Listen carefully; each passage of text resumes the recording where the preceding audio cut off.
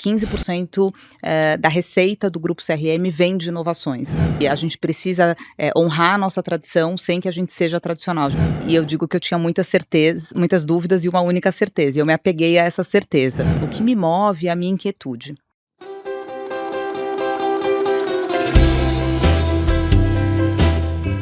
Esse é o Papo Íntimo. Eu sei quanto a gente pode aprender com quem já chegou onde a gente quer chegar. Por isso eu vou abrir as portas da minha casa para compartilhar junto aos meus convidados reflexões que possam transformar outras histórias. Aqui você vai analisar a trajetória de grandes empreendedores através de uma conversa mais intimista, que normalmente não te contam. O propósito é te encorajar e mostrar que é possível e assim, quem sabe, inspirar a tua própria trajetória. Esse é o Papo Íntimo.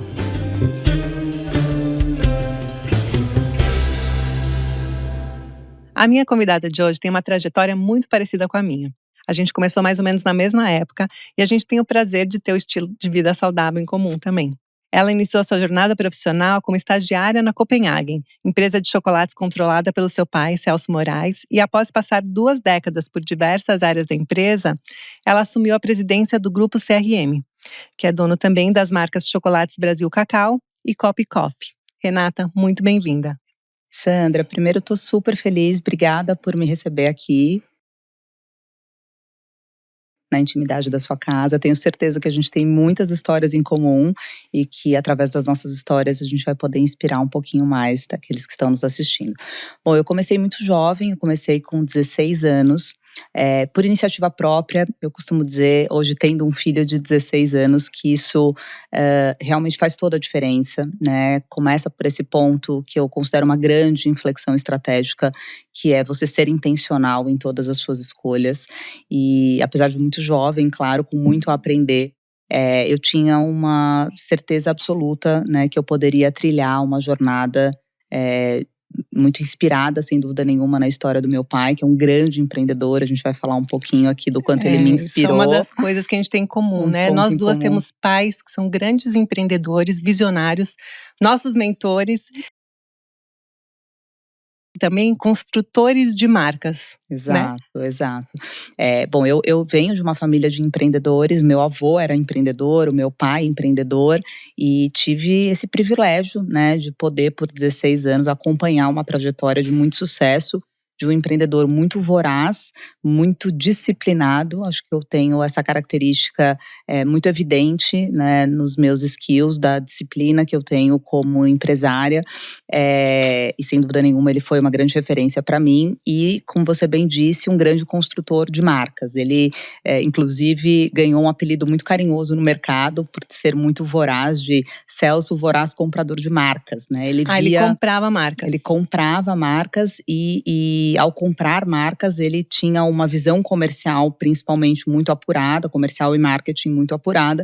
Então, ele conseguia restabelecer avenidas de crescimento um pouco mais adormecidas, de marcas que sempre foram pujantes e fortes, mas que na mão dele realmente deram saltos incríveis. Então, marcas como a Troveran, Maracugina, Fluviral, a Pracur, Pantene, a Docil, todas essas marcas. A gente sabe marcas, os slogans de cabeça, exato, né? as propagandas, né? Até hoje. E realmente é um grande empreendedor da comunicação, né? Do lado comercial. Sempre na linha farmacêutica. A escola dele vem da indústria farmacêutica, né? Então, a Copenhagen foi uma esteira completamente diferente. Foi aí que, com 16 anos, eu vi uma oportunidade de construir um pouco mais da minha jornada e colocar o meu DNA num capítulo novo que estava começando, né? Então, ele já tinha 40, 45 anos de jornada empreendedora na indústria farmacêutica, completamente diferente da experiência que eu tive já na indústria de alimentos. E por ser considerado um voraz comprador de marcas, foi oferecido a ele a oportunidade de estar à frente de um processo competitivo para comprar a Copenhagen, algo completamente novo. E entrou no mundo do chocolate, entrou de nesse alimentação. mundo delicioso. Eu até vim de marrom hoje para entrar em nossa homenagem. Muito bom. Mas olha como é importante você deixar o seu DNA, né, como empresário. Então, apesar de ser um segmento não conhecido por ele, né, nunca explorado por ele, ele viu como uma grande oportunidade de fazer o mesmo trabalho que ele fez de potencializar uma marca que já era muito forte. A Copenhagen já existia há 70 anos, ela tem um diferencial incrível, que é o elo emocional que ela possui com milhares e milhares de famílias brasileiras. É uma marca que realmente desperta emoção, que está nas histórias das famílias. E ele falou, puxa, são 2 diferenciais que eu gostaria de trabalhar. O primeiro deles é realmente ter uma marca com forte elo emocional. E o segundo, olha que interessante, né, na cabeça do empresário.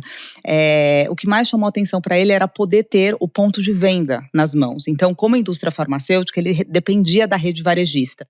E no canal DTC, que era o que ele começaria a fazer, seja com lojas próprias ou franquias, ele conseguiria deter o ponto de venda na mão. Então a execução da estratégia ficaria mais próximo de algo que ele considerava execuível. Porque muitas vezes ele planejava e não conseguia trazer a execução para o ponto de venda. É o sonho de quem quer construir marca, né? Ter um espaço proprietário onde você consegue construir, se relacionar com o seu consumidor final.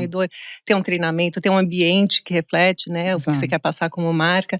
E isso que você falou de ser uma marca que tem um elo emocional com outras gerações passadas, a gente tem também em comum, porque a Hope é a mesma coisa, né? Todo mundo tem uma avó, uma tia, uma prima que indica a Hope, né? Uma marca não é centenária, quase centenária, como a Copenhagen, mas é quase sexagenária. Então também tem esse elo emocional e participa da vida, de momentos importantes da vida de muita gente. Né? Isso é sem dúvida nenhuma um valor quase que intangível, né, das marcas. Isso nos confere, tanto a Hope quanto a Copenhagen, uma vantagem competitiva nesse mercado de varejo que está cada vez mais acirrado, vamos dizer assim, com uma concorrência cada vez mais acirrada, uma vantagem competitiva muito grande. Eu acho que Copenhagen hoje, ela se estabelece como uma marca precursora, porque fomos nós que criamos o hábito de tirar o nosso consumidor do mainstream, ou seja, tirar ele do supermercado para ele passar a ter uma experiência relevante numa loja especializada. E com isso a gente tem o compromisso de, como precursores que somos, continuar tendo esse DNA muito inovador.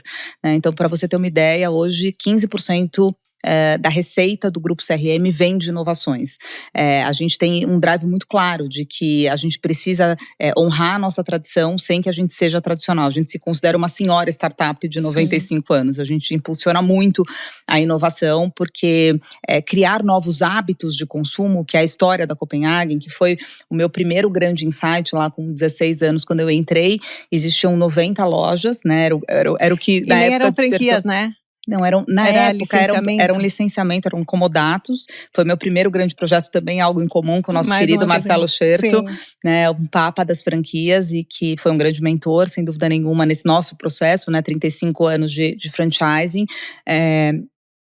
Copenhagen Hope hoje tem histórias incríveis para contar também, né, do quanto a gente transformou o mercado de franquias. Hoje nós estamos com 1.100 lojas, né, atingimos um marco incrível, passando 1.000 lojas, fazendo uma gestão de portfólio de marcas como o Grupo Franqueador, com Copenhagen, com Brasil Cacau e com Cop Coffee, e com um plano de expansão muito ousado pela frente. Então, quando eu entrei eram 90 comodatos, o meu primeiro grande projeto foi estruturar um modelo de franquias para poder fazer a expansão, era uma alavanca já muito conhecida, até que a gente chegou em meados de 2010 a aproximadamente 280 lojas da Copenhagen, aí já totalmente estruturado dentro do sistema de franquias, e eu vi uma oportunidade naquele momento. Existiam muitos leads, na época nós tínhamos mais de 10 mil leads querendo abrir uma franquia da Copenhagen. E eu digo que eu tinha muitas dúvidas e uma única certeza, e eu me apeguei a essa certeza. A certeza que eu tinha era que, se preciso fosse, eu iria pelo caminho mais difícil de mudar tudo ao redor de Copenhagen para não mudar a Copenhagen. E foi aí que nasceu a Chocolates Brasil Cacau, para que a gente pudesse abranger um novo público consumidor sem gerar elasticidade na marca Copenhagen. E hoje a gente compõe muito bem o portfólio de marcas, cada uma com o seu território bem definido. E elas não competem entre si? Como é que é isso lá dentro? Não, é bem dividido. Então nós trabalhamos hoje por unidades de negócio, né? Então a gente tem muita clareza do posicionamento das marcas, das ocasiões de consumo, dessa certeza em termos de estratégia de negócio, né? A estratégia nasceu dessa certeza de que a gente poderia fazer um portfólio complementar de marcas, e com isso a gente se organizou internamente para trabalhar por unidades de negócio. Então, da porta para fora, 2 marcas completamente diferentes, da porta para dentro, sinergias capturadas, sem dúvida nenhuma. Nós aprendemos muito a expertise com a expertise de franchising, de indústria, tem muita coisa que, sem dúvida nenhuma, Copenhagen propiciou. conhecimento para Brasil Cacau, mas Brasil Cacau ensina muito Copenhagen também. Né? A irmã mais nova ajuda muito Copenhagen, e a gente tem hoje um mapeamento completo, né, do hábito do consumidor de chocolate, né? Não só do consumidor da classe A, mas consumidor classe B e C, faixas etárias diferentes, ocasião de consumo, seja para alto consumo e indulgência, seja para presentes, que é um território muito forte de Copenhagen, dia a dia ou sazonal. Então a gente conseguiu ter um raio-x completo do mercado. E você acha que foi por isso marcas. que você conseguiu ampliar? Quando você fez o projeto, eu tô falando porque quando eu fiz o projeto com o Marcelo Scherto, a gente enxergava um horizonte de… Não existiam lojas de lingerie monomarca. Não existia nos shoppings. A gente foi a primeira rede de lingerie monomarca. E a gente fez o projeto e enxergava 60 lojas, 70 lojas. Aí quando a gente chegou nas 30, a gente falou, não, cabe 150. Hoje eu tô chegando nas 300 e já tô enxergando as 1000. E eu vejo que você tá, como você já chegou nas 1000, queria saber como é que foi isso lá desde o começo e em que momento foi por causa da Brasil Cacau que você conseguiu enxergar essa oportunidade maior aí de abraçar um mercado muito mais bom, relevante? Sandra, muito bom. Nós hoje trabalhamos com grandes consultorias, a Bain Company é uma delas, e nós fizemos recentemente um trabalho para analisar qual que seria o full potential do Grupo CRM com uma gestão de portfólio de marcas. Então, quantas lojas da Brasil Cacau, da Copenhagen, da Cop Coffee caberiam, considerando hoje o atual modelo de negócio. Né? Qualquer mudança que a gente faz, e aí não estou dizendo mudança no posicionamento da marca, mas, por exemplo, dentro do mercado de franquias, aqui é importante para quem está nos assistindo ter essa experiência, quando você muda, por exemplo, o CAPEX, né? Então hoje, para você abrir uma loja Copenhagen, o investimento inicial é de aproximadamente R$500 mil e uma loja da Brasil Cacau, R$250 mil. A gente só aprova projetos, isso é uma premissa do Grupo CRM, a gente olha muito para o ecossistema, me orgulho muito em dizer que nós somos um grupo franqueador que tem o franqueado no centro da sua estratégia e nós acreditamos em redes fortes, nós acreditamos que precisamos de franqueados fortes para conseguir fazer uma gestão eficiente na ponta para o nosso consumidor ter uma experiência relevante de marca. Então, a gente não aprova nenhum tipo de projeto de novas lojas com payback superior a 36 meses. Então, considerando hoje esse modelo matemático de R$500 mil de investimento para Copenhagen, R$250 mil para Brasil Cacau e um payback de até 3 anos, de 2 anos e meio a 3 anos, a gente vê um horizonte de mais 800 lojas Copenhagen e mais 1.200 lojas da Chocolates Brasil Cacau. Então, estamos falando em mais 2.000 lojas do Grupo CRM nos próximos anos. Quando a gente olha um pouquinho para trás, num passado bem recente, inclusive agora de 2023, a gente abriu 500 lojas em 3 anos. Então, de fato, a gente também está muito preparado em termos operacionais e a capacidade da máquina de expansão e de operação, assegurando excelência e qualidade naquilo que a gente faz para receber novos leads, novos franqueados, os próprios franqueados. Acho que a maior referência que eu posso dar aqui, sem dúvida nenhuma, é dizer o quanto os meus próprios franqueados abrem loja. Então, mais de 55% da expansão neste volume, que é um volume bastante expressivo, é feita com a própria rede, né? O que me deixa muito orgulhosa.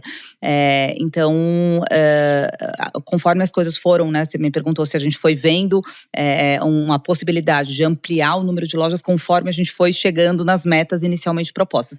Isso, de fato, acontece, mas a gente também trabalha com planejamento antecipado com as consultorias hoje especializadas em plano de negócio, como era no caso da Bain Company, que o Marcelo ele é mais focado na estrutura do plano de franquias. Aqui a gente está olhando mais o mapeamento do potencial consumo de chocolate no Brasil através de lojas especializadas, então é um pouquinho diferente o espectro de atuação das consultorias.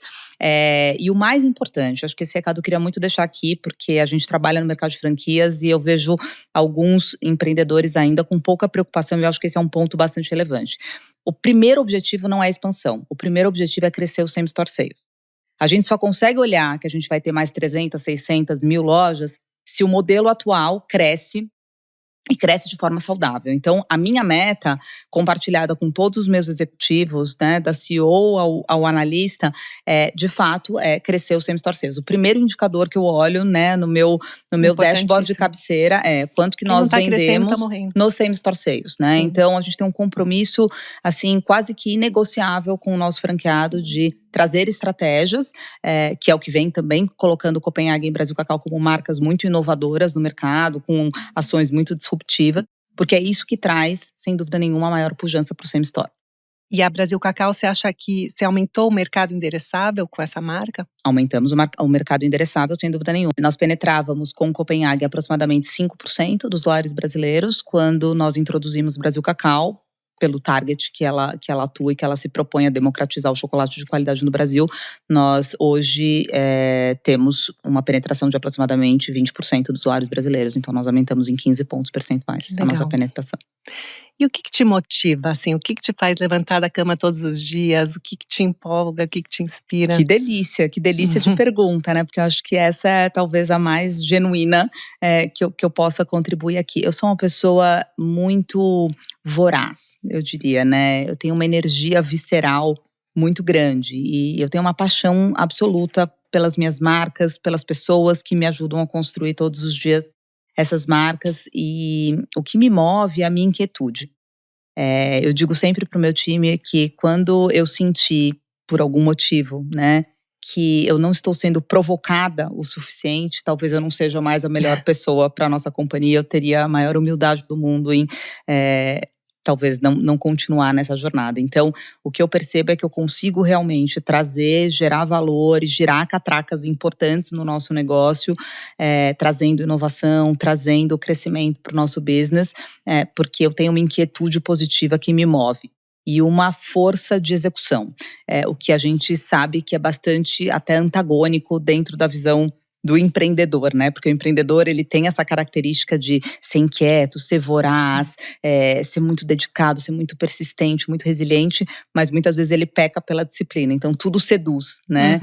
Principalmente nós aqui, mais um ponto em comum com marcas que por si só são marcas sexys, provocativas, que as marcas por si só nos provocam a fazer cada vez mais por elas, mas ao mesmo tempo eu acho que eu consigo conciliar muito esse apetite, né, ao novo, com a minha disciplina. Eu sou cartesiana, minha mãe brincava comigo e falava assim, Sandra, se é que é possível eu conseguir fazer uma filha germanicamente britânica, ela brincava comigo, né, de tamanha a minha disciplina. Então o foco na execução me dá muito prazer, né? E eu acho que hoje em dia o que a gente vê, infelizmente, é que muitas empresas têm até um plano estratégico bastante robusto, aderente, né? Talvez bastante vencedor, mas com uma capacidade de execução pequena, né? Com muitos entraves, empresas muito lentas, com catracas muito difíceis de serem giradas. E eu brinco que na CRM a gente tem o Boeing e a pista, né? Então o que a gente executa, a gente está construindo o Boeing, né? Tá todo mundo lá focado na estratégia de médio e longo prazo da companhia, mas a gente tem voo todo dia para pousar na pista, a gente é varejo, né? Então a gente precisa, eu adorei. Outro dia eu tive, agora semana passada, num evento super interessante da Money Market, e eu ouvi do CEO do BTG Pactual que ele falou assim, quem é varejo tem que ser jet ski, indústria é transatlântico, né, demora mais. A gente tá no varejo, a gente precisa ser jet ski, né? Não dá pra gente, tem que ser ágil. Então, acabou a campanha de namorados, a gente já tá pensando na próxima, né? Não, e a gente tem que aproveitar. Já tá na Páscoa, já estamos na Páscoa, né? Já estamos na Páscoa de 2024. Então, precisa dessa. Acho que esse é um ótimo exemplo, né? Do ciclo de desenvolvimento, porque a gente é uma vertical de negócio. Não sei como é o caso da Hope, mas quando você tem indústria. 1 ano e meio pra frente. Indústria e varejo, né? Eu diria que a cultura predominante no nosso negócio é a cultura de varejo. Né, franqueado, cliente, sempre no centro da estratégia, velocidade, agilidade, olhar para o consumidor. A gente é muito mais drivado ao varejo, mas nós somos indústria, né? Nós temos uma indústria. Mais um ponto em comum, hein? Mais um ponto em comum, somos né? Depois me conta dos seus desafios com indústria e varejo. Com loja própria, com franquia. Então, tem uma particularidade, uma especificidade o nosso negócio que exige da gente muito planejamento na indústria, né? A gente está 1 ano e meio na frente. Aí, então, eu entro às vezes numa reunião e pergunto assim, mas eu estou na reunião da Páscoa ou do Natal? Porque eu estou trabalhando no plano tático do Natal, né? Do plano de comunicação do Natal, mas estou programando o portfólio já da Páscoa do ano seguinte. Então, a gente tem que ligar e desligar algumas chavinhas durante o dia, né? Como é que a gente executa o plano da campanha próxima com muita flexibilidade ali, mas ao mesmo tempo como é que a gente trabalha numa agenda muito programada das datas sazonais que vem pela frente. A gente, como nasceu na indústria e por 40 anos foi só indústria, a gente não estava no varejo, não tinha um varejo próprio, né? A gente vendia para multimarcas. Primeiro, a vantagem é que a gente tem essa cultura B2B, então isso para uma rede de franquias é muito bom. Mas a gente tem essa cultura industrial na cabeça, né? A gente pensa em indústria. Tudo que a gente faz é um investimento. A gente vai fazer um investimento milionário. A gente prioriza a indústria e não o varejo. Mas É um desafio que a gente vem quebrando, Uhum. já tem 17 anos de franquia, então tá se Uhum. misturando mais, né? Uhum. Mas você acha que essa tua inquietude, essa busca por desafios, foi o que te motivou a entrar lá atrás? Voltando lá para o teu Uhum. propósito de ter entrado na empresa e de ter criado a rede de franquias, enfim, todos os grandes feitos que você fez, a criação da Brasil Cacau. Uhum. O que te motivou foi esse desafio mesmo? Olha, eu acho que eu nunca falei isso aqui em nenhuma entrevista, em nenhum podcast, mas naquela época, né, tentando me transportar para a cabeça de uma menina de 16 16 anos. anos, eu tinha uma vontade de deixar, por isso que eu digo do processo intencional, como ele é importante e relevante, né? Talvez não tivesse dado certo. Eu lembro até da expressão do meu pai, até hoje, assim, quando eu fui pedir a oportunidade para começar, ele ainda tinha o laboratório, então ele tinha uma disciplina ali muito também presente na rotina, que ele só dedicava dois dias na semana para Copenhagen. Então, mesmo sendo um negócio novo que ele dominava muito pouco, né? Enfim, era algo completamente disruptivo para ele, indústria de alimentos, chocolate, franquia, D2C, enfim, ele Entendi. desconhecia Como o ali por negócio principal completo. dele ainda era o Ainda era laboratório, o ele deixou meio que laboratório, nas tuas mãos. ele entendeu que assim, ele teria que conseguir fazer bom uso do tempo dele, de dedicar 3 dias na semana para o laboratório e 2 dias por semana para Copenhague. Então, quando eu fui conversar com ele, eu falei, pai, eu gostaria muito de uma oportunidade. O que mais talvez veio à tona, né? Você me perguntou se foi a minha inquietude. Acho que naquele momento ainda não, talvez ainda não tivesse despertado, né, esse viés da minha personalidade tão evidente hoje, né? Depois de 30 anos trabalhando. Mas eu acho que ali era uma vontade muito genuína de deixar minha digital, né? Como era um negócio novo para a família, eu falei assim, puxa, porque eu poderia ter pedido essa mesma oportunidade no laboratório, ainda Sim. existia, né, o laboratório, mas eu via uma questão, uma oportunidade muito grande de construir uma história nova, né, de algo que ainda E não deixar a tinha sua própria a marca. digital dele. Sim. Tanto que, né, hoje, quando eu entrei, o Grupo CRM faturava 35 milhões de reais, era o tamanho de quase que um produto do Laboratório Virtus, né, e hoje, eu entrei 2 anos depois, então considero que tudo que foi construído Claro. por nós, né, não peguei uma empresa que já era, né, legado da minha família, eu construí essa empresa junto com meu pai, desde o segundo ano de atuação da companhia.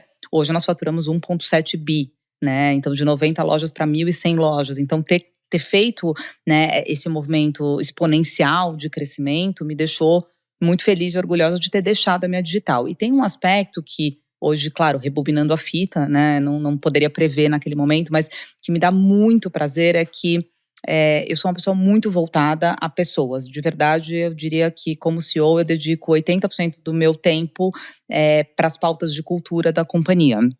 Eu acho que é muito importante, né, e eu falo com muito orgulho da gente ter essa cultura, como eu disse, da execução, do time mão na massa, de sermos recheados de orgulho, de termos chocolate nas veias, de ter o franqueado satisfeito, de ter o nosso stakeholder colaborador satisfeito, o nosso consumidor nos dando essa devolutiva com NPS muito alto. Então, eu dedico muito, duas coisas que eu amo de paixão. Eu sou aficionada por entender o comportamento do consumidor, é a minha área onde eu mais me aprofundo em estudar, em entender, em viajar, em conhecer o comportamento do consumidor. Gosto muito de marca, produto, canal, né, que é onde eu fui criada, e pessoas. Então, talvez lá atrás tenha sido o que me manteve, não o que me impulsionou. O que me impulsionou talvez tenha sido realmente essa oportunidade de um negócio novo na família e a minha oportunidade Sim. de construir a minha história, deixar minha digital. Mas o que me manteve, sem dúvida nenhuma, foi a oportunidade de construir um bom time. Meu pai fala muito, fala, Renata, você tinha 19, 20 anos já, né, enfim, com cargos de liderança, e você dizia assim, olha, me dá autonomia para eu montar o meu time. Né, eu queria, de todas as oportunidades que me eram abertas ali, a mais importante para mim era ter autonomia e espaço para montar o meu time. E eu acho que hoje é o que realmente eu deixei de maior legado para a companhia. Todo mundo talvez tenha, né, um olhar de que, puxa, a gente deixou um legado incrível sobre os produtos que a gente tem, mas eu olho muito para a perpetuidade do business, né? Então, esse negócio tem que viver mais 100, 200, 300, 500 anos além da Renata, né? Então, eu foco muito em ter realmente um time de alta performance que possa dar sequência no negócio, independente da continuidade da Renata ou não. Muito legal você falar isso, porque a gente fala de sucessão, sucessão, né? Empresas familiares, bom, toda empresa nasce familiar, mesmo que tenha sócios, são pessoas que têm famílias, né? E todo mundo quer a perpetuidade do seu negócio, da sua marca, quer deixar uma marca no mundo. E eu acho que isso é uma característica também muito sábia do teu pai, de ter sabido fazer essa sucessão. Se ele não tivesse te dado essa autonomia que você pediu, talvez não ia ter dado certo. Eu vejo na roupa é a mesma coisa. Meu pai foi muito sábio, muito visionário, muito… eu não sei se eu seria igual meus filhos, né? Imagina, uma criança de 16, 19 anos, já querendo montar um time, construir, e sabendo que vai errar, mas deixar errar, a gente tem que deixar, mesmo o nosso time, nossos liderados, a gente tem que deixar errar para a pessoa aprender e crescer, construir, né? Sem errar, ninguém consegue construir nada, né? Sem dúvida, sem dúvida. Faz toda a diferença. Eu acho que isso vem muito, falo como mãe, nós aqui temos mais esse ponto em comum, né? Mãe de meninos.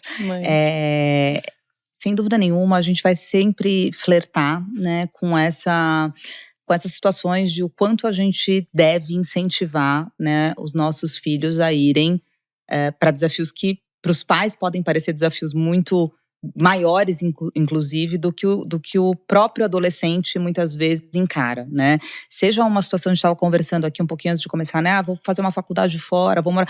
Depende, né? Sob o prisma da mãe pode parecer um pouco mais dolorido e sofrido, mas eu vejo que eu aprendi muito com meu pai, eu acho que eu consigo replicar isso com o Bruno, de dar a ele a oportunidade que cabe dentro do tamanho do sonho dele, né? É difícil, é um exercício, não é fácil, não tô dizendo aqui que é fácil, mas quando eu vejo que muitas vezes eu tô talvez direcionando ele com a minha lente, eu tento dar um passo atrás e dizer, deixa eu tentar colocar a lente. Talvez a minha experiência, né, de ter sido muito encorajada, e como mulher, eu gosto muito de contar essa história, né? Porque vocês imaginam que a gente tá batendo um papo agora aqui em 2023, mas isso tudo aconteceu há 25 anos atrás, quando a mulher tinha um papel na sociedade diferente, né? Ainda tem muito a evoluir, mas eu considero que a gente evoluiu bastante nessas 3 últimas décadas, né? Então, existia ali uma série de contrapontos que eu considero meu pai foi muito corajoso, né? Então, era filha única, mulher, jovem, e eu dizia, eu era muito jovem, muito inexperiente ainda, enfim, mas olha que bonito, né? Eu dizia pra ele assim, pai, a sensação que eu tenho é que as pessoas estão tentando me colocar dentro de um rótulo. Seja ele porque eu sou jovem, seja ele porque eu sou mulher, seja ele porque eu sou sua filha. E o que eu gostaria do meu compromisso com você não vai ser fácil, e eu não quero que seja fácil essa jornada, mas eu acho que se nós formos os primeiros a caber dentro desses rótulos, a gente vai aceitar uma máxima que o mercado tenta impor. Vamos lutar junto contra isso, né? Porque quando a gente se rotula, a gente olha mais, na minha visão aqui, isso no dia a dia, nos dias atuais, eu falo para as meninas, né, do nosso futuro, para elas tentarem, né, também fazer esse exercício de olhar menos para a janela e olhar mais para o espelho, né? Não é fácil, mas qual é a sua intenção diante de um cenário mais difícil para você, né? Você vai caber dentro de um rótulo, seja ele qual for, né? Ou você vai olhar para o espelho e dizer, eu vou mesmo assim diante. E aí eu acho que é algo bem simples, sendo bastante nada romântica aqui, que traga resultados. Né? Eu acho que a mulher quer também o espaço dela, mas, de novo, é um espaço meritocrata. E isso é um traço muito importante hoje da cultura do Grupo CRM. 60% da nossa liderança hoje é formada por mulheres. E se você me perguntar se a gente tem algum programa para ter 60% das… É natural. É natural. Porque é uma empresa que eu me orgulho muito de dizer que é uma empresa meritocrata. Quando a gente está numa sala fazendo o ciclo de gente, quando a gente está numa sala fazendo potencial de sucessão, a gente não olha o crachá. Pode ser jovem, pode ser uma pessoa mais experiente, pode ser mulher, pode ser homem, o gênero. Enfim, opção sexual, para nós quem de fato, né, está preparado para os desafios e que tem fit cultural. É importante também, claro, né? Se a pessoa tem fit cultural, porque a gente tem como premissa trazer um ambiente onde as pessoas são felizes, né? Então as pessoas precisam gostar da cultura do Grupo CRM e precisam entregar o resultado. E elas trafegam com muita naturalidade, com muita segurança de que é um ambiente meritocrata. Vem muito, acho que, da minha história. Meu pai era uma pessoa muito enérgica, não sei como era o seu, muito enérgico, e eu agradeço todos os dias. Talvez esse desafio ainda talvez não dei o check, porque eu acho que também o mundo de hoje coloca a gente numa posição mais difícil de conciliar tantas necessidades dos jovens como se tinha antigamente, era um pouco mais straight to the point, né? Era do amor, funcionava, né? Você pergunta pra ele até hoje, pai, qual que é a fórmula de sucesso? Ele, a mesma mão que afaga é a mão que aperta, e tá tudo certo. Era tão simples quanto isso, né? Ele falou, nunca tive medo de ser enérgico, de impor limites muito duros pra você, porque a mão que afaga é a mão que aperta. Você tinha uma segurança familiar, um núcleo familiar super bem constituído, ao mesmo tempo que você não tinha privilégios. Minha mãe falava aos 4 ventos para quem quisesse ouvir. Aqui em casa não tem chupeta e babador, aqui não tem tapete vermelho, estamos te forjando para ser a mulher que você quiser ser. Para isso, aqui em casa não pode ser diferente do que você vai encontrar no mundo lá fora. E realmente, né, a minha vida foi uma vida, aos olhos talvez de outras pessoas, fácil, mas dentro do meu núcleo familiar, muito difícil. Né? Muito difícil mesmo, de privações, de regras muito claras, educação, de uma disciplina muito rígida, né? As pessoas brincavam e falavam, nossa, a educação da Renata parece até uma educação um pouco militar, porque era o que pode, o que não pode, não pode, né? E eu agradeço, eu acho que realmente eu consegui, desde muito jovem, me forjar uma mulher mais forte, não caber nos rótulos que a sociedade tenta nos impor, e você é assim deixar o meu digital. Eu sou muito, a gente é muito próximo um do outro. Eu tive uma gravidez muito complicada, talvez seja até interessante passar um pouco por esse momento pessoal. Eu queria saber, inclusive, como é que você enxerga a maternidade para uma executiva, CEO de um grupo enorme. Como é que você vê isso, o papel da mulher, né, nesse ambiente executivo, que eu sei que a gente já falou que evoluiu muito, né, de 20 e poucos anos atrás, mas queria saber como é que você vê isso hoje, como é que foi essa trajetória para você, porque você teve uma gravidez complicada, né, eu queria que você contasse um pouquinho essa história. Muito difícil, Sandrinha. Bom, eu tive uma complicação, uma infecção super rara, que só 0,3% da população mundial contrai durante a gravidez. E eu internei com 16 semanas e o Bruno nasceu com 28 semanas. Nossa, super prematuro. Super prematuro e ficou mais 2 meses na UTI. Então eu entrei, nunca vou esquecer, de Jogo do Brasil, Copa do Mundo, 13 de junho de 2004. Internei em 2004 e só saí no final de outubro. O Bruno nasceu dia 5 de outubro, ainda ficou 2 meses na UTI. Então foi realmente um período muito complicado. Foi o período, olha que curioso, né? E de novo, aqui eu respeito a individualidade de cada mulher, né? Eu tô contando da minha experiência pessoal. Foi uma experiência onde eu tive, sem dúvida nenhuma, medos, anseios, me senti super vulnerável, tive todo o apoio do meu marido, que foi incrível, da minha família, da minha mãe, ainda era viva, do meu pai. Mas eu me senti muito conectada com a minha fé. E eu tinha certeza que, por mais que aquilo representasse um grande risco, os médicos estavam super descrentes da possibilidade de eu conseguir levar a gestação adiante, porque era muito no início, eram 16 semanas apenas. Eu tinha certeza absoluta, eu não tive dúvida do dia 13 de junho ao dia 5 de outubro, quando o Bruno nasceu, eu sempre estive muito conectada. E eu falo pro Bruno, e isso até hoje, eu falo, filho, você tá tendo a oportunidade de ouvir em primeira pessoa como é que foi a minha experiência. A minha experiência não foi uma experiência de sofrimento, a minha experiência foi uma experiência de sacrifício. Acho que quando você tem a certeza e um propósito muito claro de que eu faria tudo de novo, né? E não sofri nenhum dia. Foi difícil, mas eu estava muito conectada e sabia que aquele sacrifício tinha um propósito maior. Então, eu estava numa época muito criativa. Olha aqui, né? Enfim, meu lado feminino despertou. Poderia não ser esse o drive, né? Mas eu estava numa fase muito criativa e foi o momento de concepção da Brasil Cacau.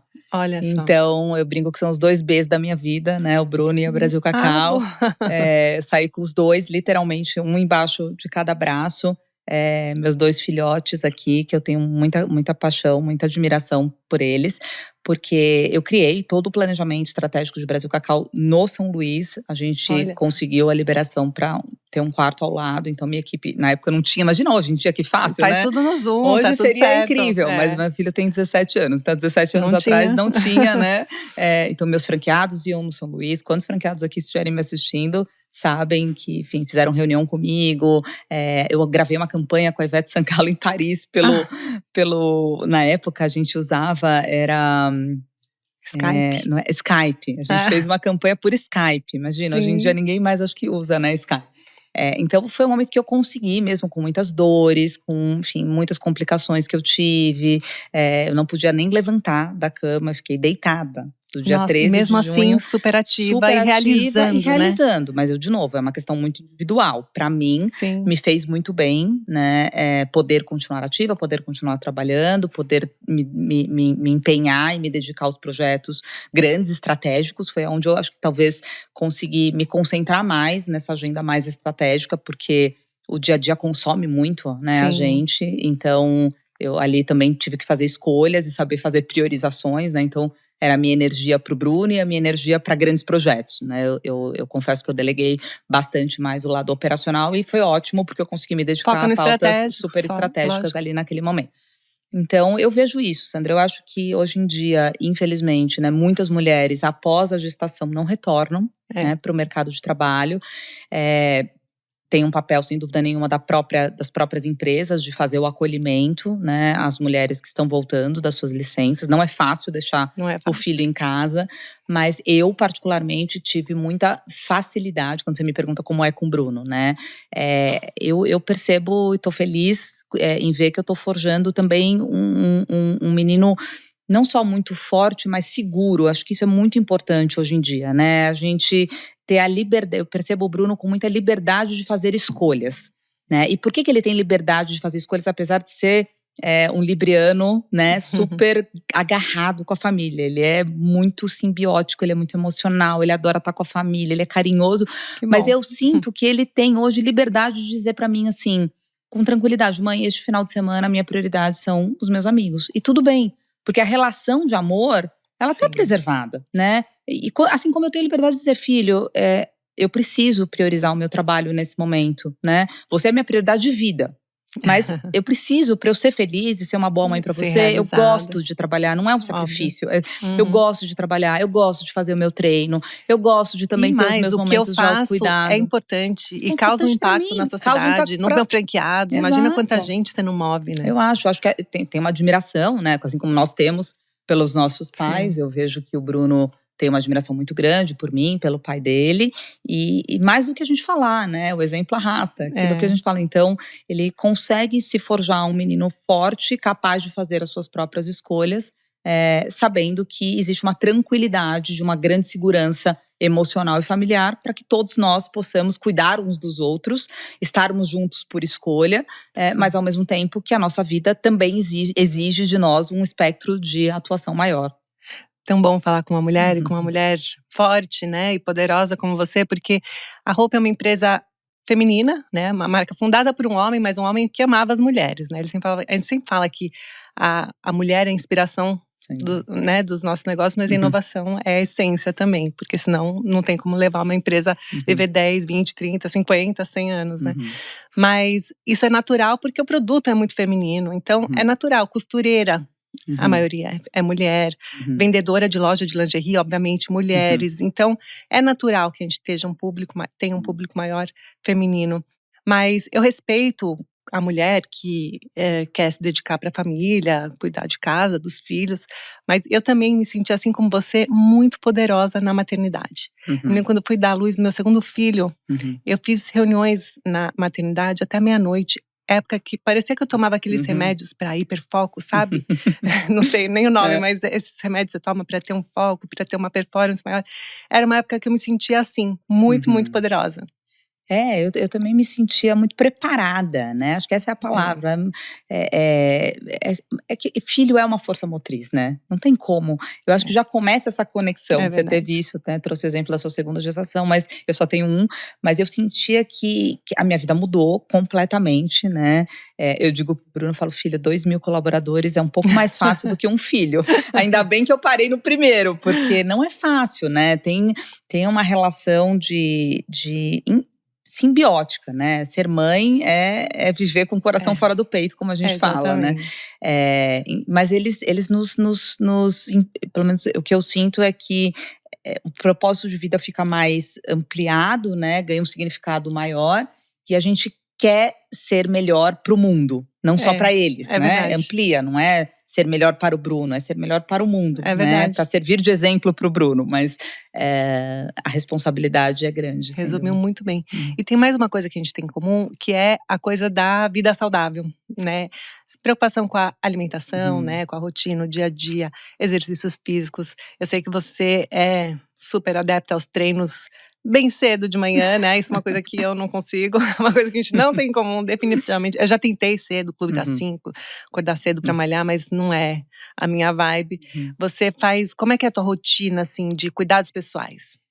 Ai, Sandra, eu acho tão importante falar sobre esse tema, porque eu acho que o mais importante é uma agenda de autocuidado, né? Então, o que é bom pra mim, não necessariamente é bom para você. Mas é muito preocupante as pessoas que não abrem um espaço para, inclusive, se conhecerem melhor e entenderem o que é essa agenda de autocuidado. Pode ser um yoga, pode ser uma leitura, pode ser um treino um pouco mais intenso. É muito importante, inclusive, até hoje, com mais de 40 anos, eu experimento coisas novas, porque eu acho que é muito importante a gente sempre reservar um espaço para que a gente consiga uma conexão, né? Hoje em dia o mundo exige da gente estar conectado com tantas coisas que a gente às vezes esquece de nos conectar com nós mesmos, né? E a mulher, ela tem uma sensibilidade que ela precisa, né, desse espaço para ela estar conectada com ela. Então, realmente, o meu momento de treino é o meu momento sagrado. Eu treino 365 dias no ano, eu não tenho dia de descanso por opção, de novo. Não é porque eu preciso, não é por seita, é porque realmente me faz bem. O dia que eu não treino, eu não fico bem, né? Eu preciso desse momento como se fosse a minha meditação. Sim. Então, eu acordo 4h40 da manhã, todos os dias. 4h40, 4h40 da manhã, faço 2 treinos, um treino de musculação e um cardio. Então, pelo menos 1h30, 1h45 de treino na parte da manhã. Eu estava contando para você que eu comecei com esse hábito, e tudo é uma questão realmente de consistência, né, para que o hábito seja instalado. Porque quando eu comecei a trabalhar, com 16 anos de idade, o horário do escritório era das 7h30 às 5h30 da tarde. Então eu falava, para eu chegar às 7h30 da manhã, eu preciso começar às 5 da manhã. Para eu começar às 5, eu preciso acordar às 4h30. E aí, isso desde os meus 16 anos, eu fiz 2 faculdades junto, trabalhava, enfim, era uma loucura. Aqui, inclusive, na FAAP, aqui bem pertinho. Então, eu também fiz FAAP. Fez FAAP, eu saía, mais um ponto em comum. Eu morava na Chácara Flora. Então, nossa, olha a loucura, eu saía da Chácara longe. Flora, vinha pra FAAP, saía daqui, trabalhava na Berrini, depois ia pro Morumbi, fazia faculdade à noite lá. Enfim, era uma loucura. Então, eu tinha que realmente acordar muito cedo para fazer atividade física. E isso entrou como um hábito instalado que eu não consigo me ver sem atividade física, né? Então, aonde eu vou, né? Se eu vou procurar um hotel para viajar de férias, a primeira coisa que eu olho é como que é a academia. Do hotel. Na minha casa em Angra, o ambiente que eu mais gosto é como que eu vou preparar a minha academia. E eu realmente gosto muito de atividade física. E isso puxa você para um lifestyle mais saudável, né? Também. Então, eu trabalho com a altíssima indulgência, me permito, adoro. Copenhagen tá na minha vida como chocolate. Todo dia? Como chocolate So Good todos os dias. A boa notícia, olha pessoal, quem tá aí nos assistindo, pode comer chocolate todos os dias. Inclusive, este projeto de So Good nasceu muito inspirado no meu lifestyle, né, que traz um pouco desse equilíbrio da autoindulgência, né. Eu amo minha benta, quem não ama, o meu produto preferido, né, Cookie Room, as trufas da Brasil Cacau, sou apaixonada, mas a gente sabe que o chocolate não é consumido todos os dias. Então, 2 grandes projetos que eu considero muito vencedores para, principalmente, aumentar a frequência no nosso ponto de venda e recorrência dos nossos consumidores é o café. Então, hoje a Copenhagen é vista também como a maior rede de cafeterias do Brasil, né, com mais de 600 lojas de Copenhagen. Então, o café você vai todos os dias e a gente faz upsell, ou seja, o cliente não toma só o café, ele compra o chocolate, a gente consegue elevar o ticket médio com a chegada desse entrante do café. E a linha So Good. A linha So Good é uma linha clean label, tanto para quem busca um lifestyle mais equilibrado, como também uma linha inclusiva, porque quem hoje é diabético, celíaco ou intolerante à lactose, nem sempre encontra uma boa opção de chocolate saudável no mercado. Só que tem um pedido, né? Você tem que lançar um So Good vegano. Está no forno. Por favor. Está saindo, está no forno. E cacau é um super alimento, né? Assim como o café. Super alimento. Quando eu falo que está prescrito na minha dieta de todos os dias, é porque é uma fonte de gordura. Antioxidante. Antioxidante. Então, assim como você né, consome abacate, castanha e outras gorduras boas, o cacau é uma gordura muito boa, Sim. né? Então, quando você tem um chocolate que é De 70%, qualidade, por exemplo, sim. 70% cacau, sem açúcar, sem a lactose, você pode consumir com muita tranquilidade. Ai, que bom que vai ter vegano. Vai ter. A minha irmã vem aqui só pra te conhecer, porque ela é viciada em abenta. Ai, quem não é, né? Quem não é? Quem não é? Imagina uma abenta vegana. Olha, fica a dica. Desafio. Mas então, hoje como que é a tua rotina de cuidados Minha pessoais? rotina, Que exercícios são os teus preferidos, assim? Eu amo musculação, as pessoas falam que mesmo? que eu preciso ser estudada. Porque, precisa mesmo. Eu adoro musculação, adoro. Eu faço porque precisa. Tem muita gente que faz porque precisa, eu faço porque eu gosto de treino pesado de musculação. Então, eu faço pelo menos um treino de musculação por dia, um cardio. Antes de trabalhar, por volta das 8, já estou no escritório. Não perdi esse hábito de começar muito cedo, então já termino o treino, tomo banho, vou pro escritório. Agora na rotina híbrida foi muito difícil para mim se adaptar a essa rotina. Não sei como foi para você. Também. Ai, mas eu sou do campo, né? Eu sou do varejo. As pessoas brincam comigo e falam: Renata, você é CEO Sala de Sapato. Eu já visitei 200 lojas esse ano. Esse ano, estamos em agosto aqui.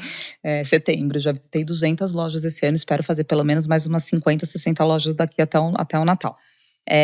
Então, foi muito difícil para mim. Então, eu continuo tendo, pelo menos, eu vou 3 dias na semana no escritório e 2 dias eu tô fazendo home office, mas nunca home office, né? Tô em loja, tô viajando, palestra, rua, enfim.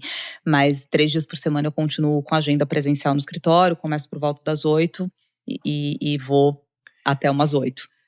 E faço questão de almoço com meu filho todos os dias. Ai, que legal. Olha que gostoso, né? Eu trabalho próximo de casa, ou nos dias que eu tô em home office. Então, consigo ter essa rotina desde que ele é pequenininho. A gente almoça junto todos os dias, salvo alguma exceção de reunião, viagem. Mas é musculação todos os dias? Todos os dias. Mas você não faz outro esporte? Corrida, yoga, como você falou, meditação? Você gosta de se desafiar, né? Se propor novas… Não, eu faço todos os tipos de cardio, mas inclusive corrida, já corri algumas provas e tal. Mas não faço, por exemplo, fiz luta muito tempo. Agora não estou mais praticando, mas inclusive empreendi, né? Tive um estúdio Soulbox, que trazia muito desse olhar da luta para a mulher, né? Porque é um ambiente muito masculino. Verdade. E eu quis tirar um pouco esse estigma de que a mulher não pode praticar luta. Foi adorei fazer, era algo um pouco mais um hobby meu ali. Então mantive por alguns anos, não, foi vendido. Mas foi uma delícia, era um hobby, era uma diversão, era um estúdio super bonito, boutique aqui na Vila Nova Conceição também, bem próximo do meu escritório. E pratiquei luta por muito tempo, enquanto de 2017 até 2021, quando eu vendi. Foram 4 anos que eu me dediquei bastante à luta, mas hoje só musculação e final de semana? De cardio. Final de semana é o meu momento, todo mundo tem seu paraíso particular, né? Eu falo que 2 coisas me desconectam dessa rotina de trabalho, né? O meu treino e estar em Angra. Eu tenho casa em Angra. Para mim, assim, eu troco qualquer viagem, né, pelo mundo, né? Maldivas, Grécia, todos os lugares lindos que eu já fui para passar os meus finais de semana em Angra. Eu brinco que é oxigênio, né? Então eu trabalho 5 dias na semana, chega sábado, eu preciso ir pra lá pra dar Você vai bastante? Vai todo final de semana. Ai, que delícia. A não ser, enfim, se eu tiver algum compromisso ou se o tempo estiver muito ruim. Mas é onde eu consigo me desconectar. Então, final de semana eu amo navegar. A gente tem isso em comum, eu e meu marido, né? O que é uma sorte, porque é muito difícil para quem não gosta de barco ficar muito tempo no barco. Eu vivi essa experiência com os meus pais, eles também sempre gostaram muito de navegar. Então, eu tenho isso como hábito. Por coincidência, casei, né, com uma pessoa que ama não só navegar, como ser o comandante, né? Então ele não gosta de tripulação, ele gosta de ele mesmo ser o comandante do barco. Então a gente entra no barco, a gente fica por 12 horas por dia. A gente sai às 9 da manhã para navegar, volta 9, 10 horas da noite. Delícia. Então é uma delícia. E o Bruno gosta também? Ama. Ai, que bom. Nasceu, né? Nasceu barriga, não tem como, nasceu no mar, assim, nasceu no mar. A gente também acho que ele só não foi pro mar nos meses que eu fiquei lá no São Luís, porque depois que ele saiu do São Luís até agora, todo final de semana ele tá com a gente. Renata, voltando para o ambiente dos negócios, esse mundo dos negócios é um ambiente basicamente masculino, muito masculino, e com muitas referências de empreendedorismo masculinos. A gente tem nossos pais, né, que são grandes empreendedores, foram grandes empreendedores. E eu sempre me bebi muito dessa fonte, assim, de buscar referências para poder construir a minha própria história. Sem dúvida. E tem muitos empresários que me inspiram. Quem que te inspira? Tem alguma mulher que te inspira? Muitas. Acho que poderia fazer um podcast só de mulheres inspiradoras. E eu acho que a gente tem esse papel também, né? Sim, De falar mais sobre outras mulheres incríveis, né? sim. Eu tenho uma admiração imensa por Rachel Maia, que é minha amiga pessoal. Acho que ela fez uma história linda, né? Como executiva, a gente está falando aqui de nós como executivas e empreendedoras, mas Verdade. eu admiro muito a história da Rachel. Cris Junqueira, acho que é uma empreendedora incrível, que muito, muito nos inspira. Hebe Camargo, eu tive essa oportunidade de conviver muitos anos É com a mesmo? Hebe. Ela era a melhor amiga da minha mãe. Ai, que legal. Então, ela frequentava a minha super mulher, casa. né? É uma mulher assim, Desbravadora também, né? desbravadora, à frente do seu tempo, né? Com uma postura protagonista. Eu tenho a Hebe assim como uma grande, grande referência. Então, tem milhares de mulheres que me inspiram. A minha mãe é uma grande inspiração para mim, né? A gente falou muito do meu pai, mas engraçado, né? Porque a minha mãe nunca trabalhou e ela é uma grande inspiração para mim, não só como mulher, como família, etc., mas para o mundo dos negócios mesmo eu não tendo tido a oportunidade de vê-la como executiva, porque eu acho que ela exerceu um papel tão importante na vida do meu pai, não só de ser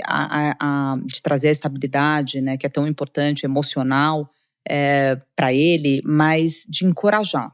Eu acho que as mulheres têm esse papel também, né? Uhum. De atuar como grandes catalisadoras, né? Como é que a mulher consegue ser uma grande catalisadora para incentivar, né, a sua família, seja ela no exercício da sua atividade, né, como nós aqui, seja ela talvez dentro de um outro papel que ela ocupa, né?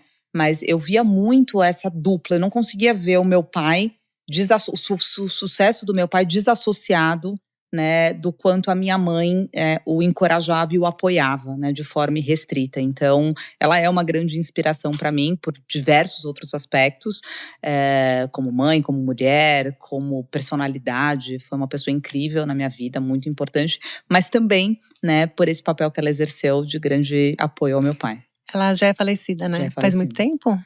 Ela faleceu faz 8 anos, uma grande perda. Que dor, né? E então uma super referência aí pra você, uma super mulher inspiração, muito legal. E uma última pergunta, Renata, quem que é a Renata offline, assim? Quando você chega em casa, você tira a roupa, o que você veste? Qual que é a tua indulgência? Eu sei que chocolate é meio óbvio, mas assim, o que te dá prazer? Quem é a Renata nesse mundo aí? Olha, eu sou uma pessoa muito simples, muito, muito simples. Eu sou uma pessoa muito conectada com a minha família, mas eu brinco que é o petit comité, né? Assim, você quer me ver feliz, quer me ver muito plena, eu poder estar na minha casa de pijama, adoro um pijaminha. Oba, Roupa agora está na minha Hope, vida, roupa está na minha vida, porque eu adoro chegar em casa. Puxei muito minha mãe nesse sentido. Sabe aquela coisa de chegar em casa, a primeira coisa que você quer é tirar o sapato? Eu chego em casa, eu já quero tirar o sapato, quero tirar a maquiagem, colocar um pijama confortável, uma roupinha confortável. Eu amo a minha cama, é o lugar da casa que eu mais adoro. Então eu já chego, gosto de ir pro meu quarto, assim, eu não sou muito de sala, né? Eu gosto de ir pro meu quarto, adoro assistir uma série, adoro ler, eu gosto muito de ler sobre o comportamento do consumidor, então eu tenho as minhas leituras, amo ficar com meu filho e com meu marido. A gente brinca que é uma família meio macaquinho Kipling, sabe?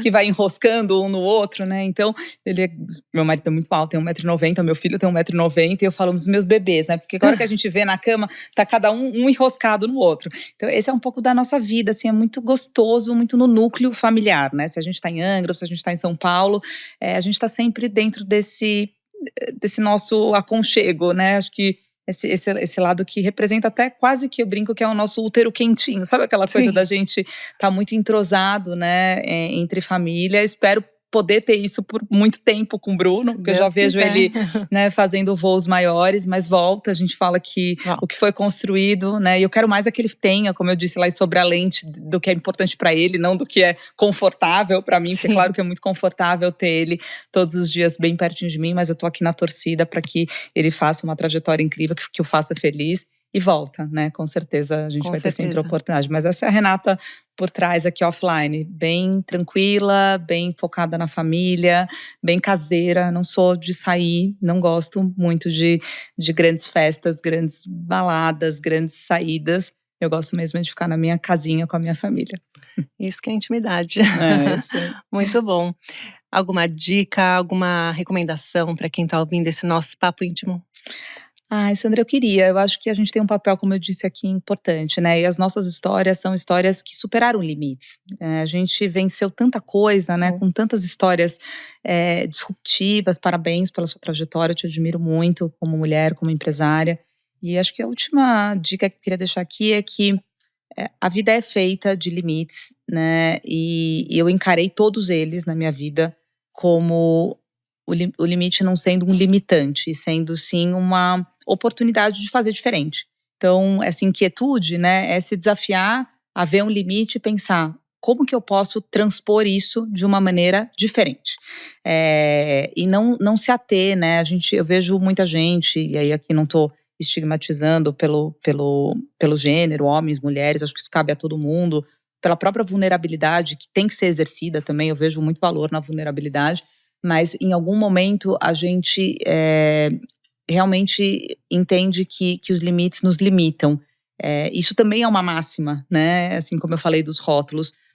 Limite, ele pode existir, talvez às vezes você tenha que conviver com ele por um período, né? Que o período pode ser limitante, não posso exercer nada nesse momento, eu tô num pivô rígido, como foi a pandemia, né? Se a gente parar para pensar, a pandemia é isso, existe um limite, né? Era intransponível, a gente não conseguia nós aqui vencer algo limite. Né, que afetou tudo e todos. Mas por que algumas empresas, né, conseguiram se fortalecer e outras sucumbiram, né? Porque talvez o viés e o entendimento claro é que era um limitante por um período, mas que a gente estava se preparando para sair mais forte quando a pandemia passasse, né? Então, eu levo isso como um grande ensinamento na vida, sempre atiçar a minha ambição de querer fazer diferente e além. Demais, muito inspirador.